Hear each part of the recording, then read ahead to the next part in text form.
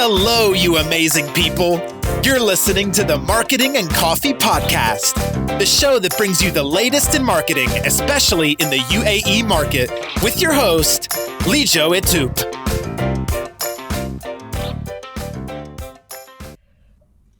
Welcome, Kellie, to this podcast, Marketing and Coffee. Kellie wears multiple hats. In fact, I was just talking to her, and she's doing some looking after marketing from football team. But she has a background in theater. She has been in UK, Europe, and GCC working experience. She's done a lot. But the main thing that we want to talk about in today's podcast, if it's about community. So I thought there's nobody else, and I'll talk more about the community that she's built over the last 5 years, called Female Fusion. Welcome to the podcast, Kellie. Thank you. Thank you so much for asking me. It's a pleasure to come and chat to you about this because it's really important. And I think more than ever, people need to understand it a bit more, even marketeers themselves. I think the power of community and the benefits it can bring, to their clients even and commercially, as well as the benefit to the kind of wider community itself. Yeah, that's awesome. So your background is theater, right? That is how I started my career, yes. Yeah. On a very personal note, so I want my son to be in theater because it helps us upskill him in a lot of other things, right? Theater is very true. It reduces a lot of inhibitions. But from your point of view, what has been the biggest impact that theater has made in your life? It was always a passion growing up, probably a bit like your son. It's interesting because I never thought that there was ever any other jobs in theatre really for me, apart from being on a stage. And actually got offered my first job straight out of uni in a theatre in the marketing department. And I hadn't thought much about it before then. But obviously it was an opportunity to work in a theatre. And like I say, I hadn't thought any more beyond the stage. So it was interesting. But that job was literally offered to me in an envelope purely because of previous work that I'd done within that theatre, leading a youth group. And we used to perform there in a professional setting, which was obviously a real bonus for the kids involved and us as practitioners to be able to put shows on in 100-year-old Frank Matcham design theatre. So many skills. I think the biggest takeaway of working in the arts is, and this is good and bad, the pay is horrific. You are doing it for the love of it pretty much. Yeah. And really horrific. But what it does teach you is, and I stand by this massively, is being able to make something out of nothing. Having empty seats every evening at a performance or every afternoon, it is not an option. You don't have budgets for shows to be able to go and put out big TV adverts, radio campaigns. Maybe at Christmas, maybe in December with the big seasonal show, you would have that budget, but otherwise you just wouldn't. So you have to be really creative with your marketing and PR essentially. And that in itself obviously can hone your craft a bit, hone your skills to be able to turn something out into nothing into something without the mega budgets that obviously corporates have or commercial organisations. So I would say that's the biggest impact it's had, that as a training has had on the past 20 years of my career. But as for live theatre, nothing beats it, right? The people, the atmosphere, the seeing something amazing on a stage or in a more unconventional setting, the music and the camaraderie is just like nothing else. You are the second person who has told me with the theatre background about how the entire frugality of the entire theatre system, from concept to the end of the execution marketing, has taught them so much in life that they take that learning and put it into different aspects of life, to be frugal in every approach. That's amazing. Yeah, to create something out of nothing. Absolutely. Like I say, it's a good and it's a bad thing, because actually, in all honesty, getting to the point where you have budgets and you're constantly going, I'm not spending money. One day you have a budget, or you have some kind of budget, however small, and you're so used to not having anything. Getting your mindset around actually spending money is something. But yeah, I would rather have that than the other way around. With all respect to corporate market, I've never been a corporate marketeer, and with all respect to corporate marketeers out there, I actually think my idea of job hell would be to sit behind a desk and have nothing to do apart from pay agencies, or pay for other people to be creative. I think that would be the death of me. So I'm the total opposite of that, I guess. Yeah, Kellie, I've been on the both sides. I've been a corporate marketer and a startup marketer. So I completely agree on your point of view. You're not far away from that. Yeah. So coming to your community, the big one, the Female Fusion. So some key numbers that I picked up: 11,443 members. This was at stage some point in time in August. I'm sure these numbers would have increased. Yeah. Moderated 50 posts per day, more than 10,000 members who are active. That's almost 90% members who are active. Almost 1,800 posts, almost 30,000 comments. followers across, weekly newsletters, so much happening. How does Yeah. it feel to be where you are with the group? Is this something that you imagined when you started off? No, but it's been, I think it's a big one. Yes, the numbers have gone up. I think a really key number is, so about 13.2K now at the end of December. But what's been really, I say bizarre, when it comes to stats, so the 90% engagement is still there, by the way, because obviously I check it quite frequently. So we're still up there with that. Database has obviously risen.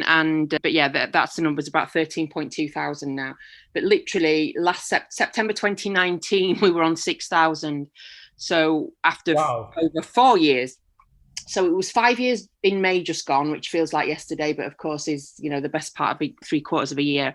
So it's 5.5 years. But yeah, just at 4.5 years, we were at 6K, which was great. I will say this now, I could not honestly care less about some numbers, but not those numbers. So we've never, ever talked about the group anywhere apart from where it comes naturally. I've never had to look for members, never necessarily wanted to go around other groups, tagging the group in order to bring members on board.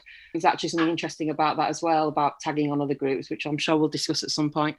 I've never done that. I never needed to. But what did happen in September 2019 was that we became a licensed business earlier than that. But from September 2019, we started with essentially weekly events. We created our first website to launch then. We started using Instagram a bit more.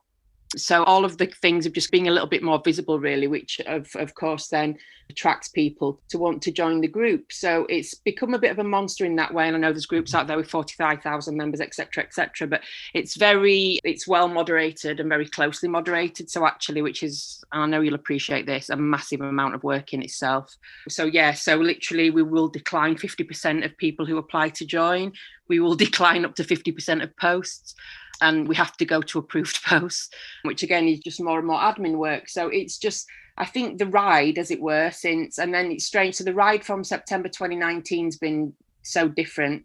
And then again, this year, due to everything else and circumstances, has been like nothing else. It makes me wonder what I did between May 2015 and summer 2019. What did I do for those 4 years? But yeah, it was just steady away. It was just about creating a community for myself. Literally, I had to even check the date. It was never set up for commercial reasons. It was never set up as a platform for myself. It was set up as a support community that I could be part of myself, because I was lacking that water cooler. And I thought that was important, and had a lot of women in business within my own personal network as friends on social platforms. I invite them to join, and it literally just went from there. Do you also feel that part of the reason for your growth to almost double, in fact more than double in more than a year's time, can also be attributed to the reason that a lot of women are becoming entrepreneurs and they are out there much more than we would say a couple of years back? Yeah, I would. Again, we can talk more about female fusion and obviously how it does work on a day-to-day basis, and that kind of insight that myself. So I have, as of summer this year, I have a new business partner, Jen Blandos, who is amazing. And Jen is an entrepreneur of 20 plus years, various businesses globally, 7-figure businesses. My background, I've essentially worked for myself my entire career. So that we complement each other in that way, almost coming from the kind of freelancer point of view versus like the business owner with the officers and the staff and everything that comes with that. I think, so we know that actually they've always been out there. I can tell you that it hasn't increased dramatically because of, like you say, a new wave of female entrepreneurs. Dubai is incredibly friendly for setting up a business. We all know that. And it's incredibly friendly for women who, I can say this because it's fact. It's many women in Dubai are traveling spouses, for example. Not all, of course, for sure, not all, but many are. And I always joke and say nobody has a hobby in Dubai. Everybody's got a business. But a lot of that is to do with the fact that obviously you can't even monetize a small hobby legally. It has to be a business with a license. So there is an element of that. And also, without a doubt, the biggest difference has been come this summer, with a lot of people losing their jobs and then moving into, so business licensing, we talk about that every day in Female Fusion, every day, multiple times a day. What's the best license for this? Where can I get a license for that, etc. And obviously we saw a massive uptick over the summer with people either losing jobs and looking into entrepreneurship to be able to sustain themselves in the UAE, and those for whom the pandemic led to a change in feeling, a change in outlook, time at home, time to reassess. Like all of us, usually it's around December time, isn't it? They say a lot of people leave their jobs in January, and that's because they've had some downtime at the end of December, either after their holidays in the summer or January, and a lot of people reassess their career options anyway. So that kind of happened in the summer via the pandemic. So there's definitely been a rise. There's more people interested in it. Would I say, so that's for me is with the pandemic, but I haven't noticed too much more of a rise compared to what we already had. I think Dubai is just incredibly friendly for people to set up and aspirational. Like I say, people don't have hobbies in Dubai. They have businesses and side hustles, and everybody wants a startup and everybody wants to be an entrepreneur. So I think more than anywhere else in the world, actually, you have the appetite for that. But there's definitely been an uptick via the pandemic over this summer 2020 with regards to people shifting their circumstances, I think, and looking into getting business licenses for sure. Yeah. I guess the pandemic also has accelerated this process. Yeah. So you started Female Fusion, as you said, way back in 2015. So even before Facebook were themselves focusing on groups, Facebook groups as it is today. Yes, they were. It's really funny, actually, because literally in 2009, I'm a marketeer and I started specializing in digital from about 2008, 2009. And I'll tell you quickly how that came about. One of my core specialisms is copywriting. And at the time in Dubai in 2008, 2009, I was freelancing across quite a few different agencies. And one of these agencies had a client, a large client, a multinational. And they came, well, the recession wasn't good to them, but they came to them and said, look, we don't have a PR budget this year. We're going all in on social media and that's it. And the agency said, let us pitch for your social media. And if we win, we'll throw your PR in. And they all turned around and strangely, I'd been quite an early adopter of Twitter, and I'd managed to acquire quite a lot of followers, totally organically via Twitter within kind of the UAE community. And I was on Facebook as a consumer on a personal profile. And they turned to me and went, right, you're good on social media. You do it. You write the strategy. But that's why that was it from then on. And people would not. So in 2009, I actually did a talk on utilizing social media for business on a stage. I think it was at Atlantis Hotel, on behalf of an audience of women in business, actually, by complete coincidence. And at the time, we were talking about the difference between using pages and groups. So Facebook had the group facility back then from the start, pretty much. But it was set up almost for like a workplace situation. I think they were hoping that people within workplaces would use it to communicate with colleagues through the day, as opposed to using your profile or your wall, as it was called then, to communicate. So nobody was using groups.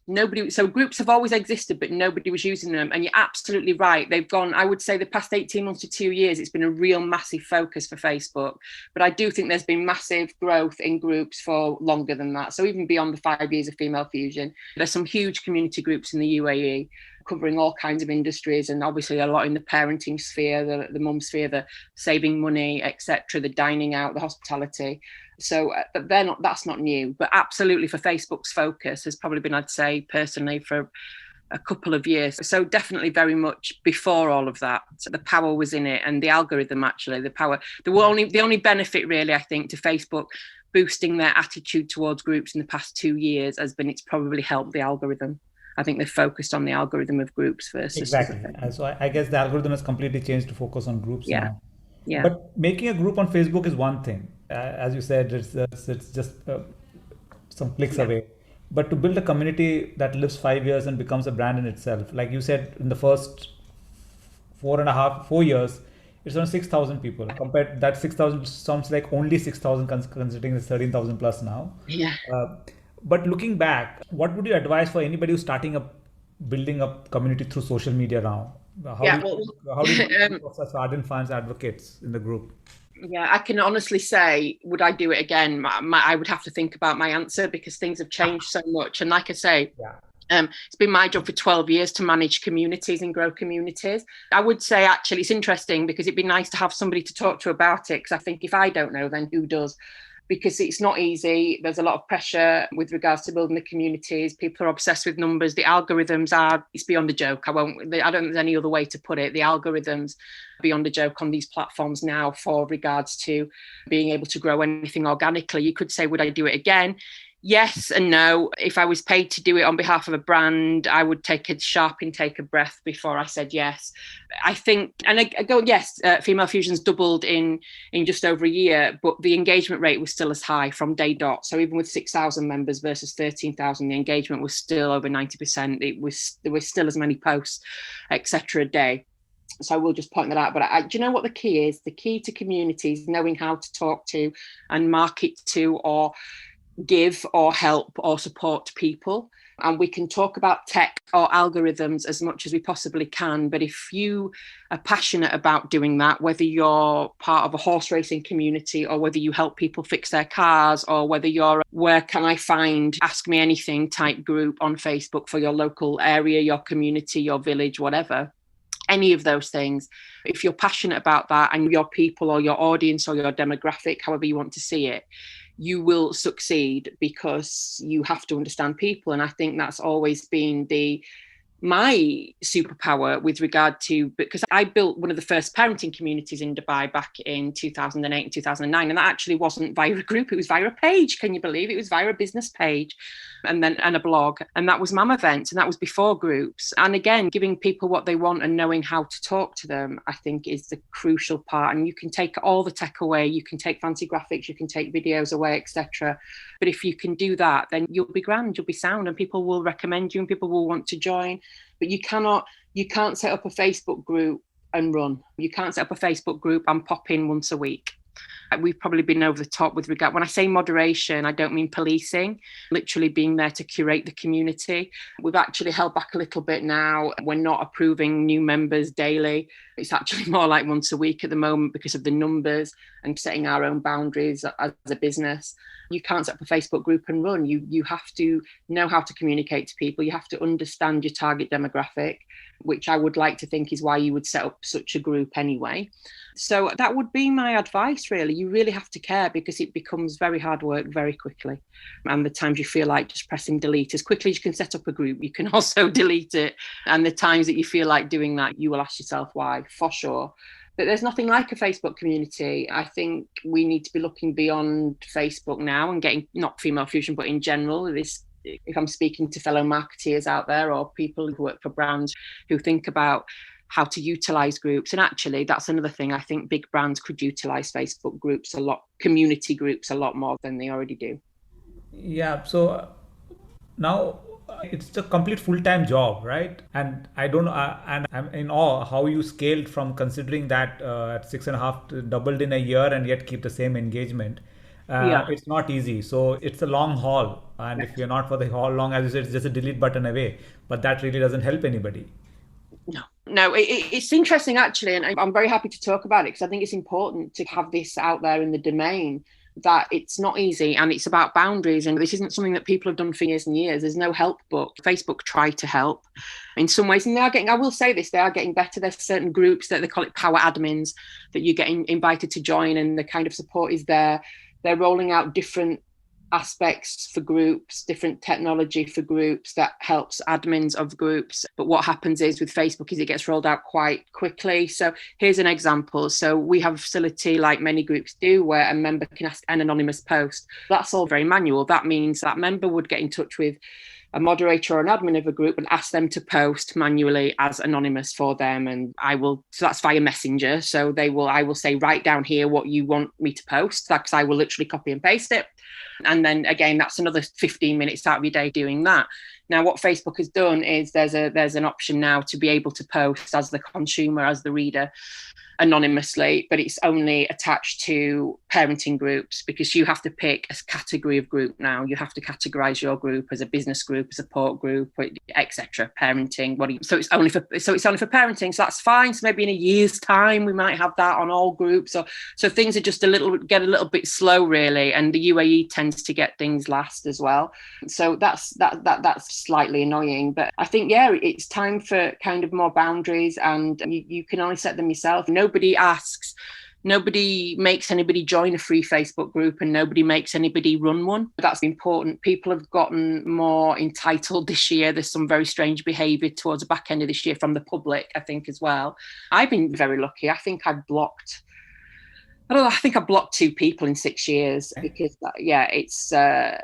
it depends again. It depends how you curate, how you feel letting anybody in. It's going to be different. I am very glad that we went on to post approval, not because we get any kind of hassle in any bad way or any kind of terrible behavior or people trying to post really inappropriate or illegal things. It's the quality of the group that's really important to me and Jen. And that means that constantly repeating, we're actually, believe it or not, we're a non-promotional group. So if you just post, come and buy my house, come and here's my new shoe range, here's etc., then it doesn't get approved, which sounds horrible for a group that supports female entrepreneurs.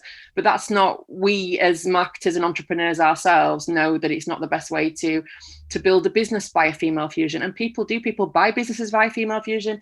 They certainly sell them.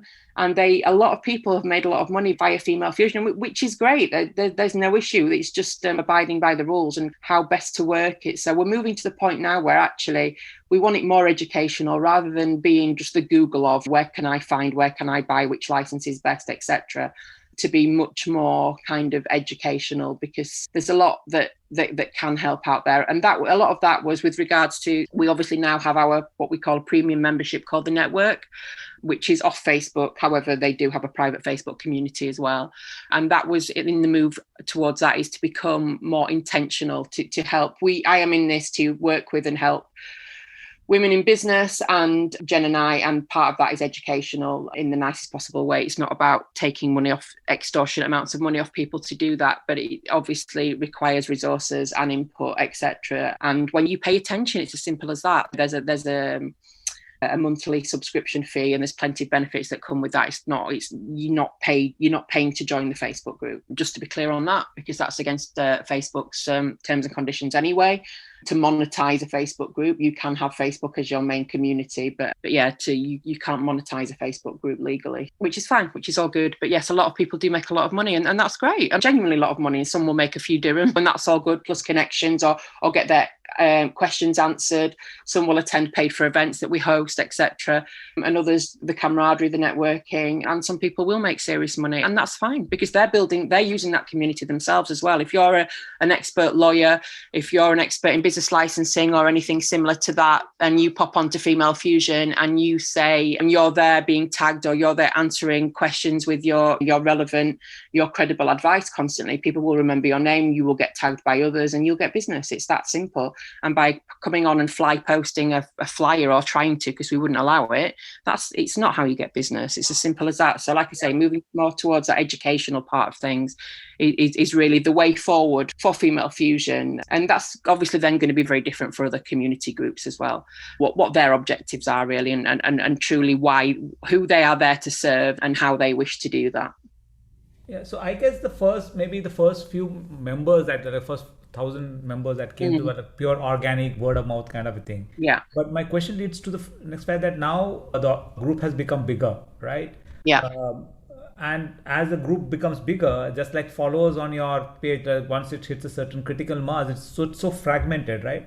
Now, yes. Within the group, you have people who have just started off. Their requirement is different from people who are mature entrepreneurs. Of course, yes. You can look at, like you said, education is one big part of it. Maybe education from the senior guys to the junior guys, I think. But as the fragmentation increases for market, so how do you feel that? How will you cater to different needs? Because 13,000 is just, I feel, is just the start for you, right? Yeah, it's a really interesting question and a very pertinent one. And I will tell you for why. It's interesting because it's true, and it's actually one of headaches, not the right word. Let's call it a challenge. I don't see it negatively. That's why I'm trying to think of a better word, but let's call it a challenge. It's also been the biggest, I would say, one of the biggest challenges for Female Fusion that's been on my mind for at least 18 months now. And that is how to serve, obviously, people at the level that they need to be. Now, believe it or not, we have a full plan for this. We know who needs to be served and how, and we know how we would do that. What we've got now is obviously a move towards Female Fusion is now a business turning over money every month. We're taking subscriptions from people. We charge people to attend events, etc. So there's various income streams where we're starting to sign commercial sponsorship opportunities with various businesses, and I'm happy happy to talk about that, etc. So everything's completely moving in the right direction. It actually, to be honest with you, it is purely that is going to be able for us, because we're two people. We don't have any other moderator. We're two people with families and other work and business interests. And both of us will say we work on Female Fusion 18 hours a day happily and nothing else. But it's got to pay a wage as well. And then to have other people coming on to help, or to be able to expand out to X or Y, or to be able to get a bigger business license or a new business license. We want a Female Fusion HQ. We want a co-working space that is our offices, that you can come and we can hold our events in, that you can come and hot desk from, etc. We absolutely want that. And you know what? We want that in Dubai. We want it in Iraq. We want it in Abu Dhabi. We want it in Ajman, Sharjah, KSA, Oman, everywhere. So yeah, there's real goals there. And I think that's how it is about resources. It's as simple as that, because without a doubt, you've hit the nail on the head. Who wants to? So going back to one of your points, which was that obviously, let's say senior and junior, the more ladies who are more senior in business experience, absolutely come and advise and mentor the junior ladies in business, 100%. That's happening literally 100 times a day on Female Fusion, and just by passing on information of suppliers, etc., down to actually being mentored in person, striking up that kind of relationship. So that's happening anyway. But yeah, we want to support the senior ladies. It's very lonely business. That's why I started Female Fusion. It's as my water cooler. It's a very lonely business. And the one thing I believe to be the USP of Female Fusion, and this will continue. So yes, it all looks a bit more formal now. And yes, we have a paid membership, and yes, the snazzy website and all of these things that are going to happen. But at the heart of it, the vision and mission will not change. And that is to help you at any step of your journey, wherever you are.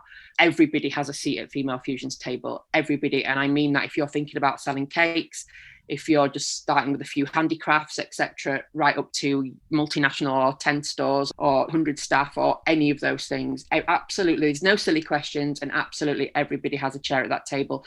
So what we have is obviously then that discrepancy in the journey. So we will start to either digitally or offline or both. We will start to cater more to people running masterminds of people at a certain level as a particular group. Industry-wise, collaboration is obviously key. And for the people who get that, because not everybody does, it would be amazing to have a cohort of people in the beauty and hair industry, for example, who meet monthly as part of Female Fusion's network and have their round tables together and that goes the same for every industry. So we really hope to be able to hit people where they need us most. But that will only come with a growth in resources, and then absolutely being able to feed that back in. If we want to hire people, we want to hire people from within the network. We don't want people to work for free. Hence we don't have an army of moderators, because we don't want people to work for free. It goes against everything we teach these women. Teach possibly too strong a word, but everything we advocate on behalf of these women.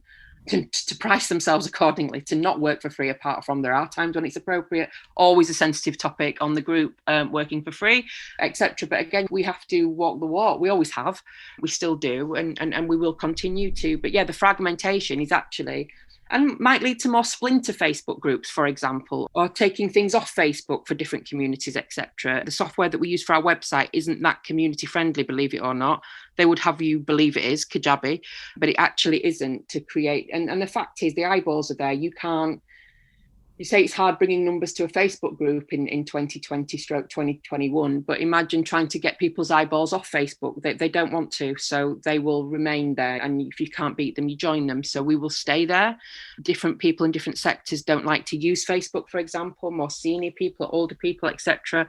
So they prefer you've got to keep in with the emails, and obviously having all our e-learnings and webinars, etc., hosted on the Kajabi site, which is a benefit of our premium membership, etc. So that there's just a million touch points that will help, like you say, the fragmentation. Different people like different things. On the note of fragmentation, does Facebook, the demographics of the group, right? Does Facebook as a social media channel limit the kind of people who come in? Are you feeling that the younger ones would not want it, or do you feel that there's a nice healthy mix of younger members also in terms of there's a real mix. There's no two ways about it that the majority, and I'm sorry I'm not looking at the stats, but I'd say over 50%, but it's not 80% either. The majority of our audience are 35 to 44. Okay. At least 50%, and then we go obviously up to 70 and down to 18, but the majority is of that kind of that middle age group.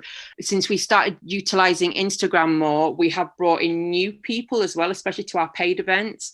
But one thing I will say, and like I say, I've been on, I'm not proud of it, but it is a fact. I've been on Facebook all day, every day, 364 days a year, even 65, but 364 days a year for 12 years. I'm paid to do via my clients and etc. I've managed communities for multinationals down to, that you will have very much heard of, down to solopreneurs and other women in business and their brands, etc. And it's where the majority of people want to be. Not all, for sure, not all. Clearly, the numbers don't lie there. So if you can't beat them, join them. It's interesting because one thing I can say is the people who post on your group are not the people who put their hands in their pockets or who come to your events. It's crazy. The people who immediately will buy a ticket for an event or something like that, or sign up to something, and not the people who you're seeing daily posting and responding in your groups. So be aware of that. There's a lot different to the people who use Facebook all day, every day, to those who actually are more intentional when it comes to paying for things. But again, it's all the power of what I've achieved, or the power of the benefit I bring to people who I work with, not on female fusion and community building, is that kind of knowledge of being in there knee deep, day in, day out, and seeing. And like I said before, I know it sounds very egotistical, and I don't mean it at all, because it's the antithesis of who I am as a person. But I do often think, actually, if I don't know this, then who does? Because I don't know if there's anybody else out there so involved, and seeing it from all sides as well, and coming with a marketeer's eye rather than just that admin woman who set up Female Fusion, and being able to then, and that comes into working on Female Fusion and kind of how we run it and how the business model looks, is again that interest. We don't want to take money off our members to advertise in inverted commas on the group for them, because we don't think it's worth their money for various reasons that I won't go into, good reasons. But what I'm saying is, as marketeers, we recognise that. We want to take money off global banking institutions who want to come and run a survey via 13,000 members whose biggest hassle is setting up a bank account. We don't just want to promote their bank accounts to them. We want them to work with the group, who are their absolute target demographic, on how to build a product that works, for example. That's how we want our, let's call them, commercial partnerships and sponsorships to work, not just anybody who's willing to pay us. So we're working hard on that at the moment, and it's going well, because it brings a benefit. It benefits the big name who's written the check, and it benefits the members, and that's it. That's what it's all about. So as I say, show me the money. So what are the plans for 2021 for Female Fusion? Show me the money. Show me more money. Yeah, show me more money. Yeah. Yeah. No, but honestly, we sound like martyrs. We're not. We know our audience. We know how to market ourselves. We know the region. We know the benefits, and we just want to educate more brands outside of the group. Obviously, I'm literally like a bank would be ideal. Banking, one of the biggest questions, business licensing, where to get a bank account, where to buy packaging from, and couriers. I would say they're the fourth biggest dilemmas that these women have, believe it or not, if you were in the group and reading all the questions. And how to get more followers on Instagram. People are obsessed with Instagram. That's a podcast for another day, my lovely, isn't it? But yeah, people are just obsessed with numbers on Instagram. Anyway, less said about that, the better. But yeah, so the plans are to keep going, but keep serving. Nothing's going to, the free group isn't going anywhere, by the way. I heard it costs 150 dirhams to be in Female Fusion now. Is that true? A man told me. I said, we haven't got any men working for us, so no. The free group's not going anywhere. We do want to encourage more. The power of the network is in the volume of numbers, so we don't want to charge people an arm and a leg to be part of the network, which, however, the volume of members that we have will enable us to work harder and better and smarter on behalf of the members and offer more benefits. So yeah, that is important to us. We charge now 150 dirhams a month on a rolling subscription. The subscription model, I believe, is the way forward. It's very new to Dubai, so there's a lot of education to do. There's a lot of education to do in Dubai with making people actually pay for anything. I think self-development is not at the top of everybody's agenda, and that's fine. So there is more education out there for us to do on that basis than I think we thought. So, but yeah, working with people who want to utilize our audience as well for their own advantage. And that's the perfect example. So if you were a bank looking at creating a product for an SME, for example, or anybody else looking to create a product or a service for an SME, Female Fusion would be your ideal network to tap into with regards to surveying, with regards to product testing, that kind of thing, rather than just flat out adverts, which we just don't think achieve anything.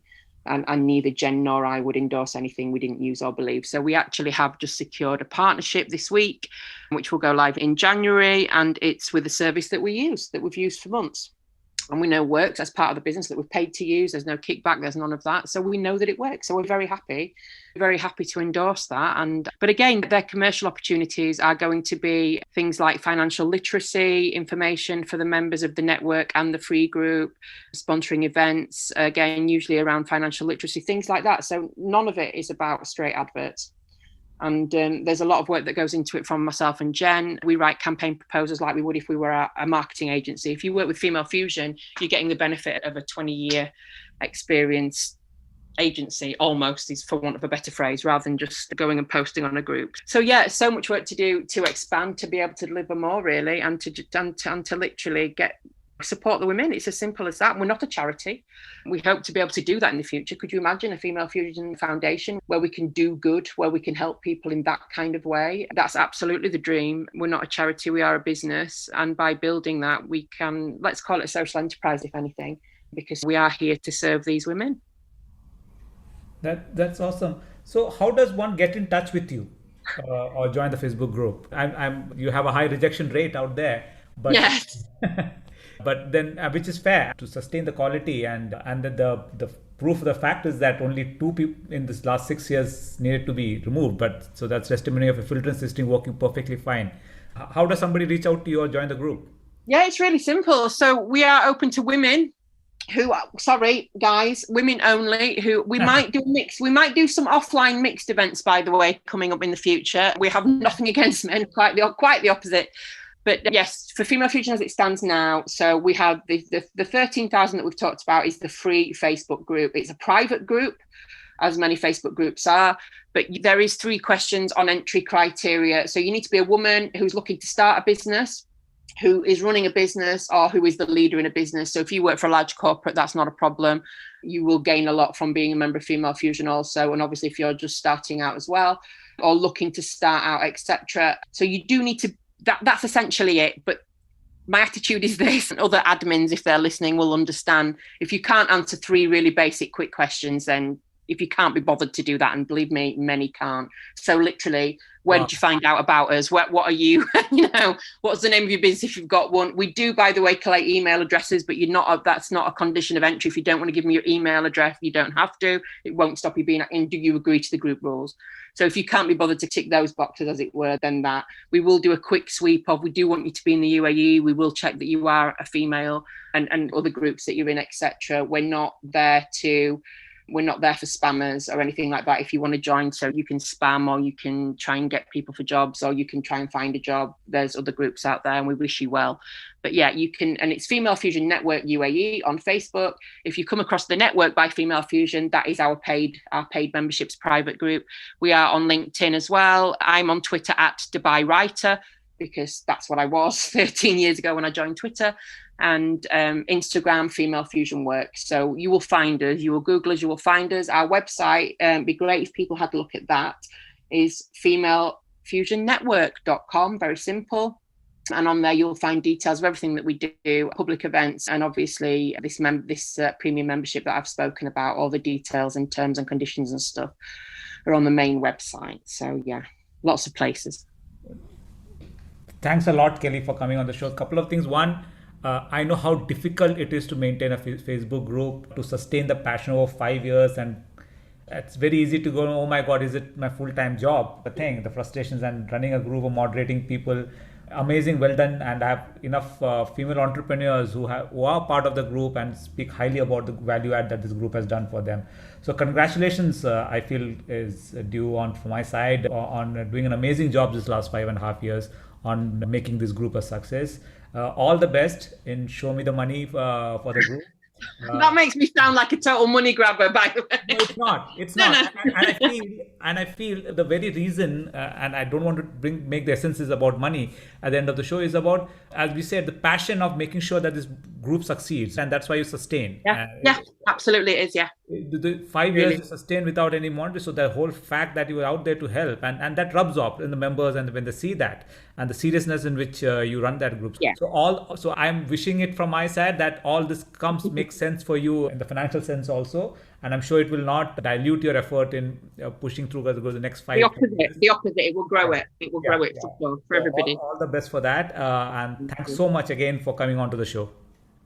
Thank you for giving this platform, because it's something we don't talk about often enough, I think, is communities and the power of these communities. Absolutely. And good luck and well done to everybody out there trying to do the same, because my goodness, guys, it's hard. So thank you for allowing me to talk about it. I really appreciate it. Thank you once again.